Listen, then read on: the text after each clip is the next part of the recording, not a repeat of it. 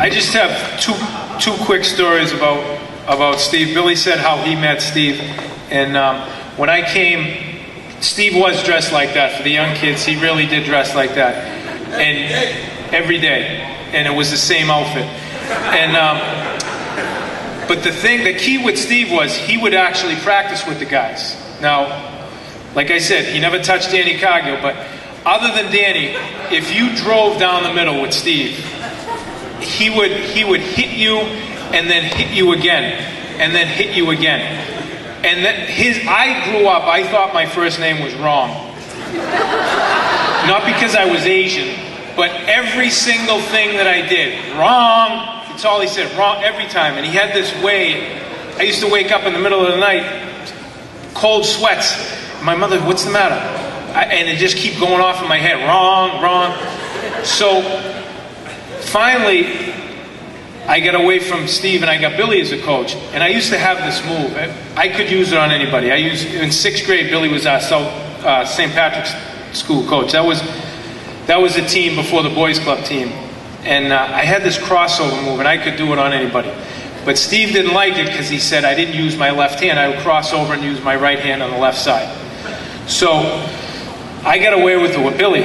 So I mastered it and I was getting good. So on Saturdays, the real guys got to play in the gym, right? 4 o'clock after the leagues get done. The big guys like Danny Cargill, Dennis Moore, and Gilly DeRoches, all the big names would play. And if there was a chance one of the guys would get tired, Poochie Hester was about 400 pounds, he'd get tired, one of the younger guys would get in. So I get in this Saturday. So I'm shaking and baking, and I make the move.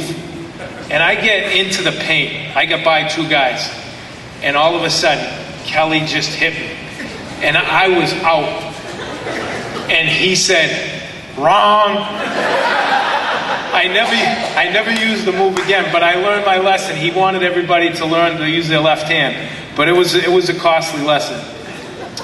In those days, I don't know if he still did it, does it today, or did it when some of you guys were playing.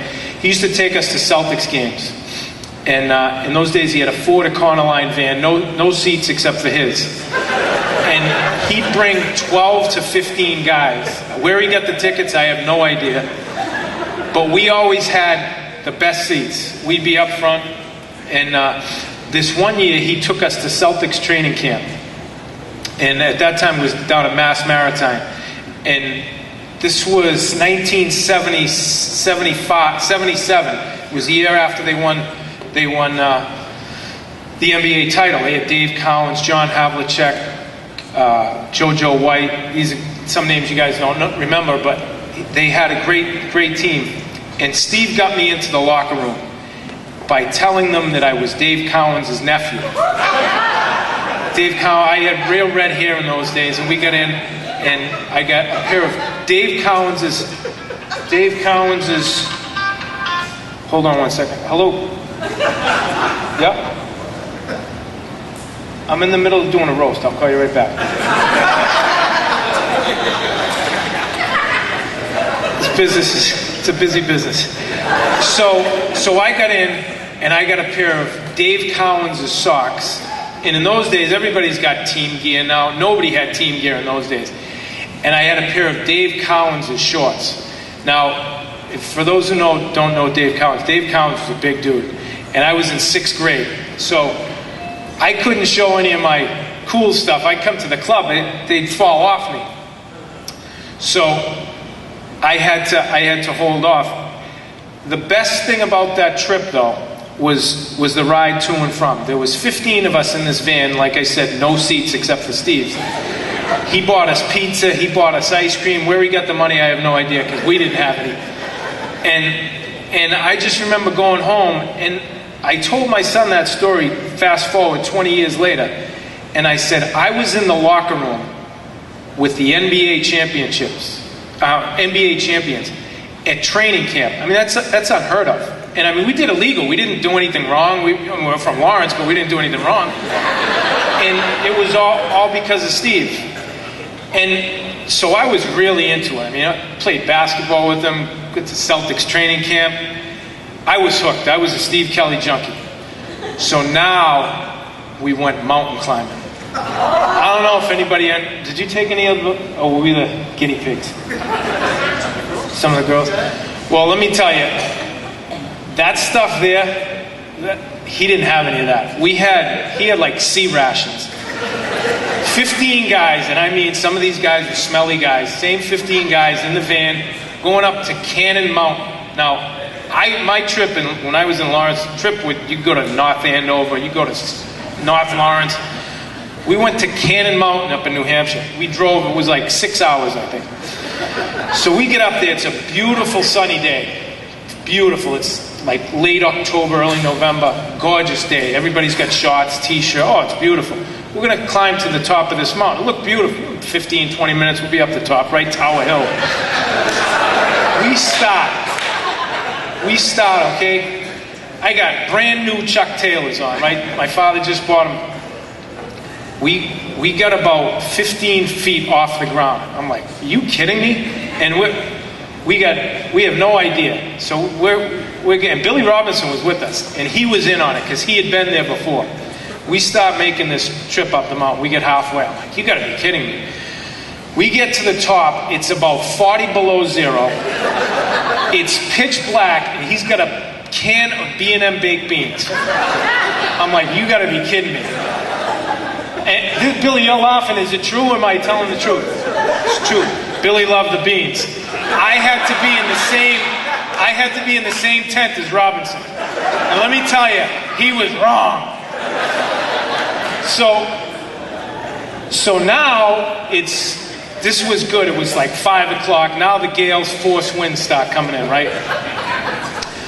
The tent is going sideways. I got 12 Spanish kids with me. They were saying swears that I had played with them for 4 years, never heard these swears. They got dress shoes on, they got their Sunday best. It's freezing.